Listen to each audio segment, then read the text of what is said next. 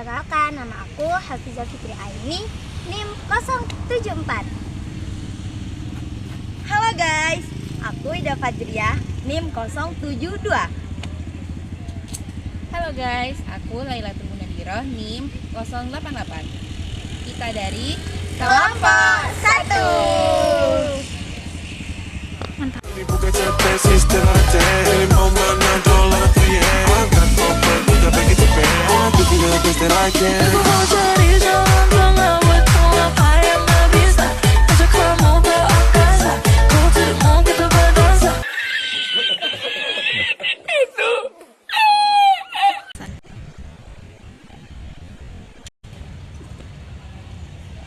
Hey guys, tadi aku ada nemu buku nih di pinggir jalan.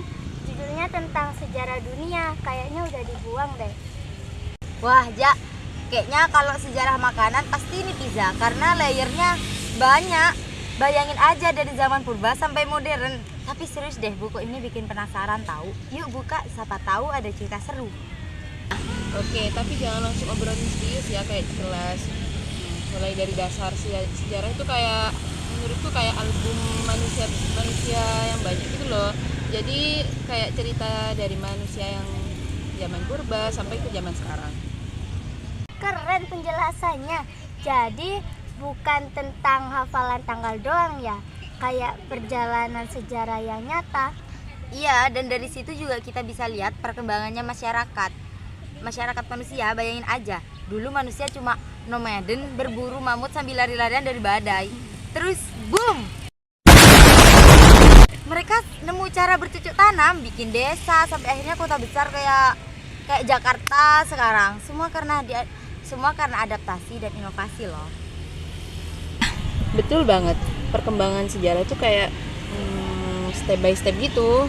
Nah, dari zaman purba kayak zaman batu sampai zaman besi sampai revolusi industri kayak sekarang.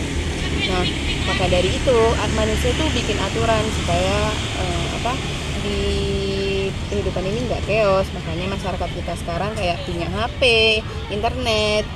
Itu bentuk dari evolusi. Keren, tapi apa yang membuat peradaban itu hidup? Perkembangan kebudayaan dan peradaban dong. Ceritain dong Ida, kamu kan suka seni.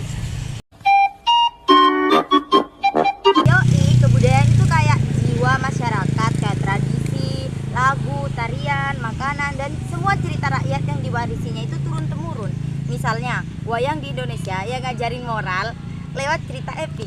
Sedangkan peradaban itu strukturnya kayak sistem pemerintahan, teknologi, dan ilmu pengetahuan yang bikin semuanya itu terorganisir. Kayak Mesir kuno dengan piramida mereka atau kerajaan Majapahit yang maju banget di Asia Tenggara. Nah, di balik itu semua ada pahlawan yang bisa disebut superhero. Nah, yang bikin sejarah itu lebih seru. Nah, pahlawan nasional kayak Cut Nyak Dien. Nah, Cut Nyak Dien tuh kayak warrior gitu loh, warrior cewek tangguh yang nggak mau kalah yang pas perang sama Belanda. Dia berjuang di Aceh kayak game survival gitu, tapi itu tuh nyata dan penuh semangat. Wah, keren, kayak Lara Croft versi Indonesia ya. Terus siapa lagi? Aku penasaran siapa yang bikin kita merdeka. Iya, Soekarno dan Hatta itu dua dinamisnya. Mereka itu kayak dua komedi tapi serius yang proklamasikan kemerdekaan 1945 di tengah kekacauan perang. Bayangin, lagi tegang banget, tapi mereka berani banget bilang kita bebas sekarang gitu loh. Itu peristiwa penting yang bikin hati tuh berdegup deg-degan gitu loh. Benar, kayak Pangeran Diponegoro. Nah, Pangeran Diponegoro itu ngumpulin rakyat buat lawan kolonialisme, kayak revolusi rakyat ala film action. Nah, atau Sumpah Pemuda 1928, di mana anak muda dari berbagai daerah itu berjanji untuk satu bangsa, satu bahasa, dan itu kayak momen high five nasional yang bikin kita solid sampai sekarang.